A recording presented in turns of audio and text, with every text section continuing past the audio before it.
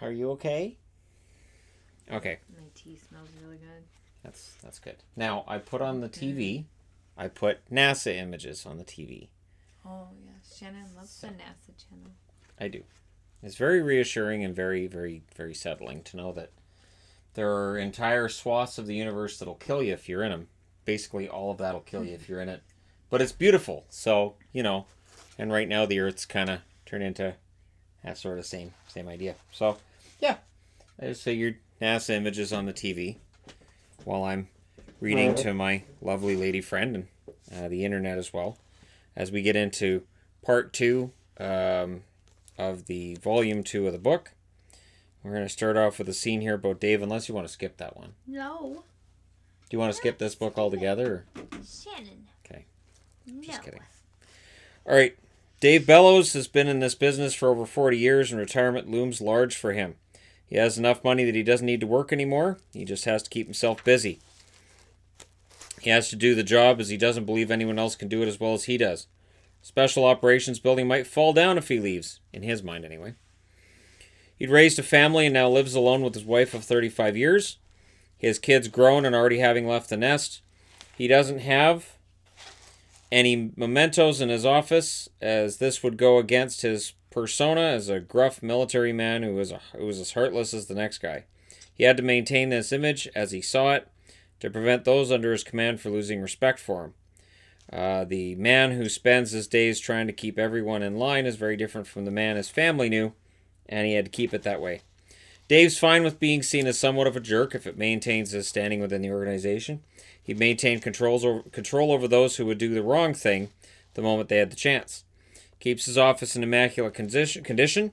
Does a lot of pacing and staring out his window these days, thanks to the images from Arcology 1237 being broadcast around the world.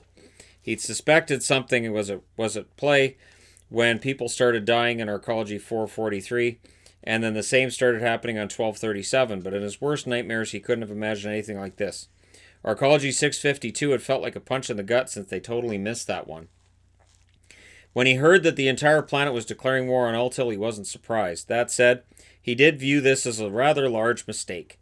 Fighting against someone more advanced than yourself was never a smart move to make. He was in support of the idea that they sent a team to spy on Altil while not publicly acknowledging they were at war. Dealing with the Websters was proving to be a little more than he bargained for. John was creating a division of his own troops without Dave's approval, so he is both special operations and in charge of Division 1237. Jimmy Webster was sent to Arcology 652, and now he's not talking. He's also not apparently at Arcology 652 anymore. They're proving to be smart, but they tend to go rogue on things a little too easily for his liking. From his top floor window, Dave can look down on much of the city of Los Angeles. It's a city which now stands as the capital of the world, thanks to the East Coast being decimated when the nuclear war struck some time ago between the Indian subcontinent and America. It was a war that caused a change in political ambitions and allowed for a government meeting as one body to decide global matters. This was as close to a global nuclear war Earth had ever come, and no one wanted to risk it happening again.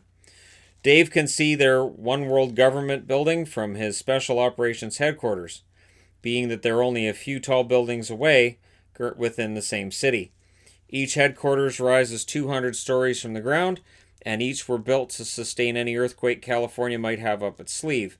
Their astronomical cost was seen as necessary evil in this overcrowded world which required rules and guidance. As impressive as this building is, and despite the fact he runs the Special Operations Force, he still doesn't feel well respected by the men and women under his command. He's tried to be nice, tried being mean, and either way, people aren't very respectful to him. Maybe it comes with the territory, but it still ticks him off anyways.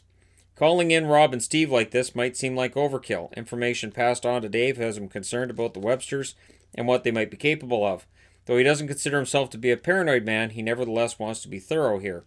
New threats have emerged, and have possibly exposed internal threats on their planet as well. Rob and Steve will likely test as normal, and that'll be the end of it. In all of his years in the military, he'd seen many situations that seemed this simple and then got complicated in a hurry. He wanted to get out of this one quickly, so it didn't bother him further. He knew deep down that John and Jim were two of the best men already, and would mature into two of the best that he'd ever seen. He just wanted to know for certain that they were exactly what they appeared to be, and the younger twin brothers shed some light on that before having to resort to more extreme measures. He sits behind his desk and massages his forehead. He has had a lot of headaches these days, and going to war is making them worse. No one asked his opinion on the whole going to war thing, and he doubts anybody will ask for his opinion now either.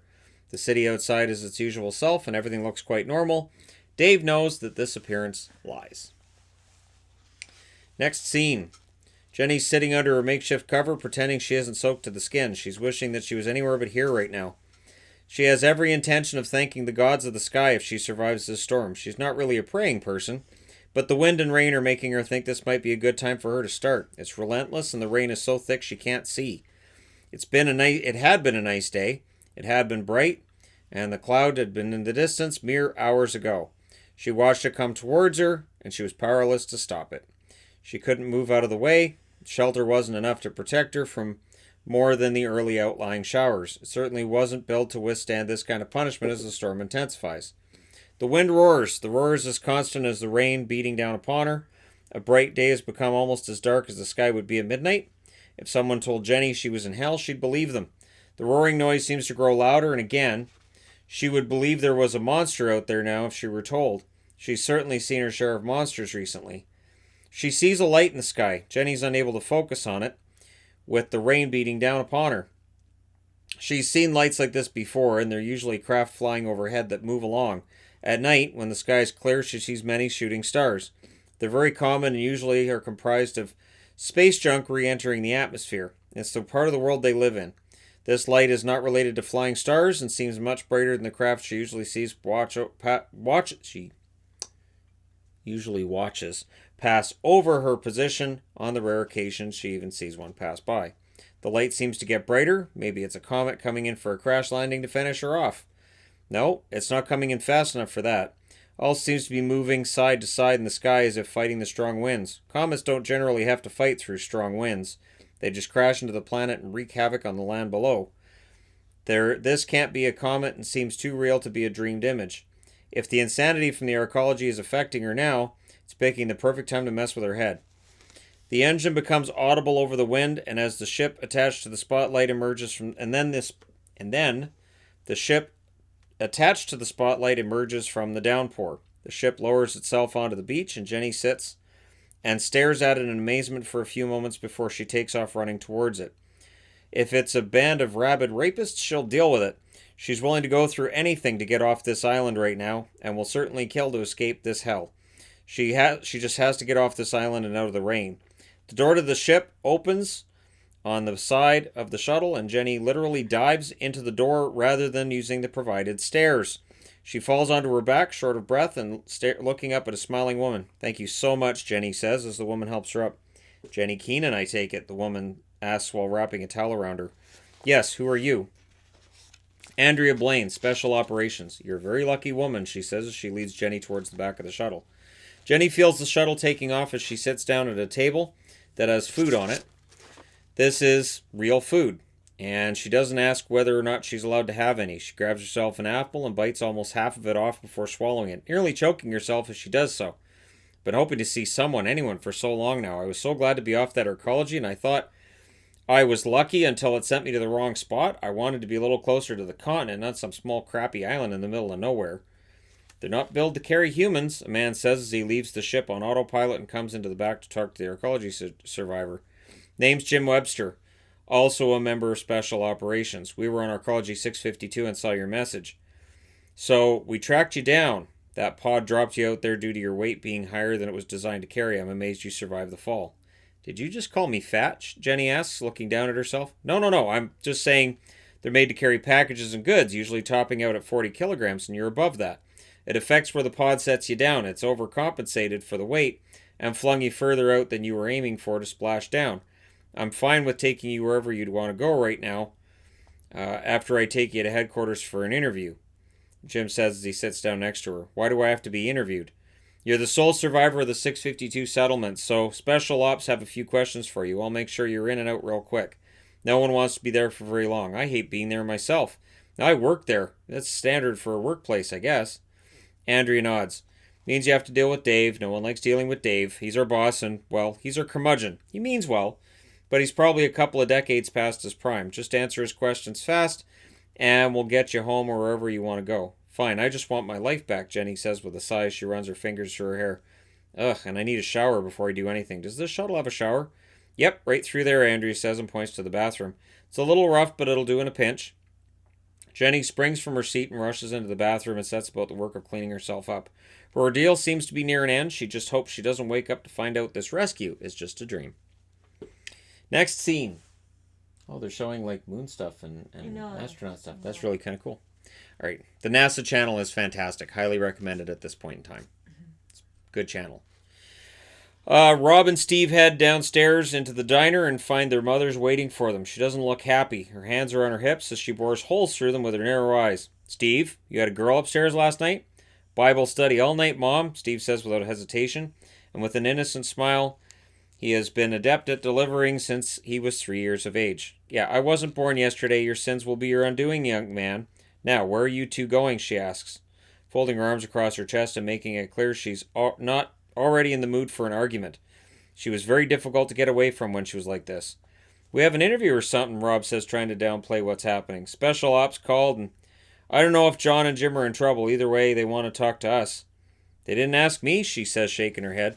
Yeah, we're adults, Mom, Steve says. They haven't needed to ask you since we turned 16. They apparently aren't asking us to come in and see them. They're telling us. They're sending a shuttle by to pick us up. We'll be back as soon as possible. If we were to refuse, we were told they would send a security team and come and get us. Then I'm coming with you, she says. You have a diner to run. We don't want to trouble you. Rob really doesn't want her to come along and make a fool of herself, and them by proxy. It feels like high school prom all over again. She'd been there the whole night and made everything horribly awkward. Yeah, no trouble. I've watched that group take two of my boys away from me, and I'm not watching them take the other two. I know you're all special, and I don't like them taking you away like this, she says, looking over her shoulder for any signs of the approaching shuttle. Mom, you don't need to come along, Steve says, darting a glance at his brother for help.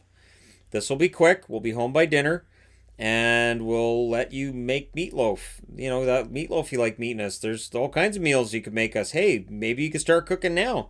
Rob smacks Steve on the back of the head. Could you stop being stupid for a minute? Don't hit me. I'm trying to reason with our lovely mother. Marianne turns away from them as the shuttle arrives at the front door. I'm closing up the diner and I'm coming with you. Steve nudges Rob. Come on, you're the smart one. Talk her out of this. I can't. When she has that stance, there's no talking her out of anything.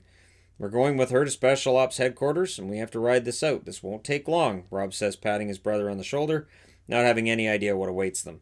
Shuttle doors open, and two men step off the shuttle. They come in, guns drawn, and motion to the twins while Marianne heads them off. We're here for Rob and Steve Webster, and I'm coming along with them, Marianne says, standing in their way. You take me or they stay here. If you want to argue with me about this, I have plenty of time and patience. Ma'am, this is just a simple interview. There's no need for you to come along, one of the men says, his gun still drawn and pointed in Marianne's direction. Simple interviews don't happen at gunpoint. You take me or they stay here too, she insists. The two men look at one another and shrug. The second one says, You may come along then, just be aware you will not be present during the interview. Yeah, we'll see about that, Marianne says as she heads into the shuttle without saying another word. Rob and Steve reluctantly follow behind, their heads down. Their mother has made them feel like they're little kids again. It's moments like this they want to get away and live their own lives. They have no idea how close they are to exactly that fate. And that's the end of the book. Dun, dun, dun. No, it's not. That's the end of the book. That's it. No, it's not. Liar, liar. That's how the book ends. No, it's not. It's an amazing finish. Dork. People don't expect it to end that way. So, all right. Chapter 2. When the darkness ahead of them filled the view screen, Katie was nervous. She trusted her husband implicitly and knew he would never intentionally fly them to their fiery death. But this was a first, and it was even a first for him. Working in theory doesn't always mean things will work when reality enters the picture. The peace restorer moves towards the darkness more quickly than she's comfortable with, so she digs her hands into the armrests. She had been standing before the blackness appeared ahead, but she felt sitting down was a better plan now that they were moving into the unknown. That pain distracts her as the ship passes into the darkness ahead of them. Wormholes are physical objects which connect two distant points in space so that travel between those points is instantaneous instead of taking months, years, or even decades. It also prevents the time issue when trying to travel at or near the speed of light.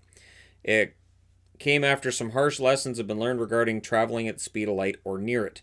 When Falteris tried traveling at that speed, 2 years on that ship had become 100 to the rest of space around them. By the time they reached their destination, everything there had been long dead. The planet itself had burnt out wreck.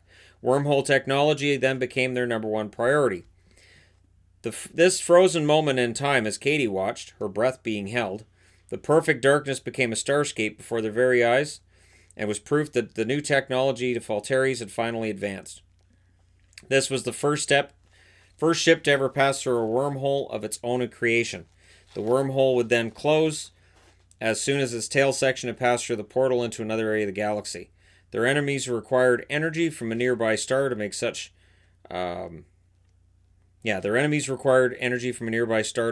travel possible, whereas the Peace Restorer's massive fusion generators were capable of creating the energy on their own.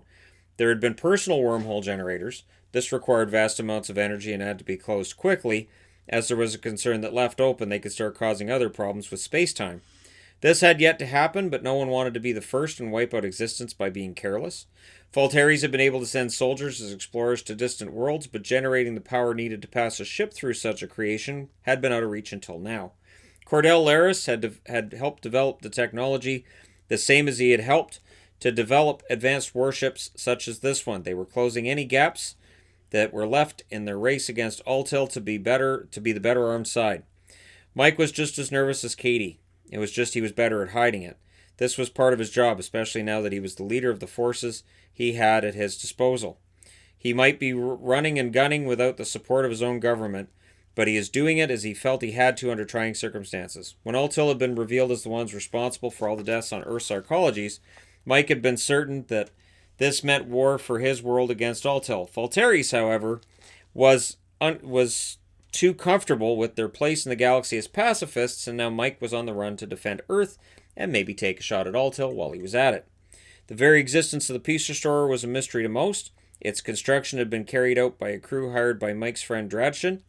The Altarian people were slaves to Altilians, a sad reality since Altil had invaded their world, while Falteris revealed a complete unwillingness to help expel the invaders. The Peace Restorer had been a joint effort between escaped slaves from Altair and people who supported Mike's position to the point where they could not sit back and do nothing any longer. This ship was a realization of how badly things had broken down on their world, and there was a growing number of people who knew this needed to change. Someone had to take a stand before it was too late. As Mike looks at the stars before him, he oddly feels at home. There's Earth rotating slowly before them. High above them are the arcologies he finds himself protective of now. The people here are good at heart for the most part. They don't have the technology Falteris or Altil have, but that shouldn't mean that they're worthy of being wiped out. There's no telling what kind of reception his forces might get. They have enough firepower between the Peace Restorer and the SS-210 fighters that they have sitting in their docking bay to repel a decent-sized Altilian attack force. They certainly would not be expected by the enemy, who would see Earth as an easy target. This was a big part of the reason he had chosen to come here rather than patrol space near their planet. Whether Altil wanted him here or not, this was the best place for him to be.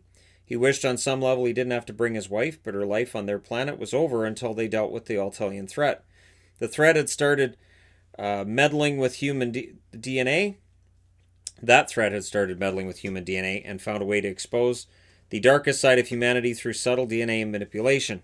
It made people aggressive, and some killed others, killed themselves, or displayed other destructive behavior, usually of a violent nature. There was no telling how many affected people had been returned home where they were likely ticking time bombs. There was one thing which had struck Mike since the encounter on Arcology 1237 with the Altilians. John Webster was special. He had been able to escape a holding device no human should be able to escape. There were some questions about what made him different and how those differences could be used to help defeat Altil. Clearly, John's differences had been unsettling to the enemy, and they'd be back for him and anyone else who shared differences in their DNA. "We're here, General," says First Officer Ken Young. "It's so weird looking out the window," he says, trying to explain what this means to Katie. "This view is sort of like a TV. I guess I can get used to it if those amphibians can get used to it since they have these things on their command ships. Any sign of Altilian ships around here?" Mike asks. "No, General, haven't spotted a thing. I found Arcology 1237, though. Are we stopping to go there and see them? How are we gonna play this? Ken asks, looking over his shoulder at Mike. Mike sits down. He does remember standing up from his chair. He must have stood up when they passed through the wormhole, as if standing or sitting made any difference when experiencing a massive leap forward in their technological abilities. I need this ship to stay here. Their radars won't pick this up, and we're far enough away from the arcologies to just appear like a satellite to them. The less attention we attract right now, the better. Their media will have a field day with this, and will likely be feared as the invading force rather than the protectors. Well, they've been through a lot, Ken says. It's understandable to be a little paranoid when over 1 million people are killed like that, especially so soon after that happened. I'll work on bringing up their broadcasts here. I know their digital frequency's a little different from ours. Good idea. You guys can all relax. We'll hold a position here. Katie and I are going for a visit, he says, and he grabs Katie by the arm and takes her to the elevator. He smiles at Ken. You're in charge till I get back. Understood, General, Ken says with a salute as Katie and Mike exit the bridge and start their journey to Arcology 1237. There you go. That's the end of the second volume. Second volume's nice and short. No. Well, that's how far we are through the entirety of the book.